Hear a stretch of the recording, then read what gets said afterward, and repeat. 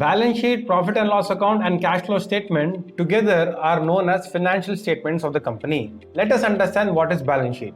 So balance sheet is prepared as on one particular date, say 31st of March every year, or every quarter when the company files its quarterly results with the stock exchanges.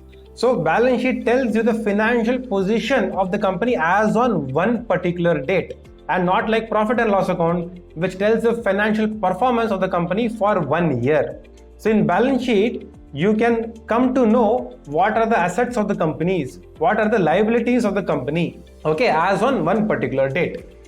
And balance sheet has three portions: assets, liabilities, and shareholders funds, which is also known as net worth of the company. So assets are the things which the company owns, like land, building, plant and machinery, the stock, the cash in hand, cash in bank, etc., or the amount which it has to receive from others, like amount which are receivable from the debtors or the customers for the sales made to them or any other third parties. So these are the things which comprise assets of the company. Liability side contains the things which the company owes it to the others, which the company needs to pay to the others, like payment to be made to the trade creditors for the purchase of goods, the amount which the company needs to pay to its vendors, or the borrowings from banks or other financial institutions, and provisions for any contingencies which the company might create. So these are the liability side of balance sheet. And then we have the shareholders funds, which is basically assets minus liabilities will give you the net worth, which is the shareholders funds. So always in balance sheet, you should compare the numbers of the balance sheet in this year with the balance of the previous years to understand whether the assets and liabilities have increased or decreased. Now let us go to the profit and loss account. If you see the name, my dear friends, profit and loss account, that itself tells you what it is about. It tells you about the profit or loss of the company in one financial year.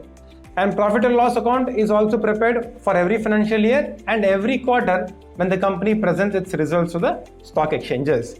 It tells what are the various sources of revenue, how much the revenue company has earned from various sources, and what are the expenses and various kinds of expenses which the company has incurred in one particular period.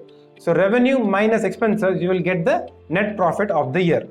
So profit and loss account helps you to understand the financial performance of the company in one particular financial year, and that you can compare with previous financial year to check whether revenues or profits have increased or decreased. Now friends, let us understand what is a cash flow statement. So cash flow statement tells you how much of actual cash the company has generated during the year from various types of operations. So the cash flow statement is classified into three types: operating activity, investing activity, and financing activity.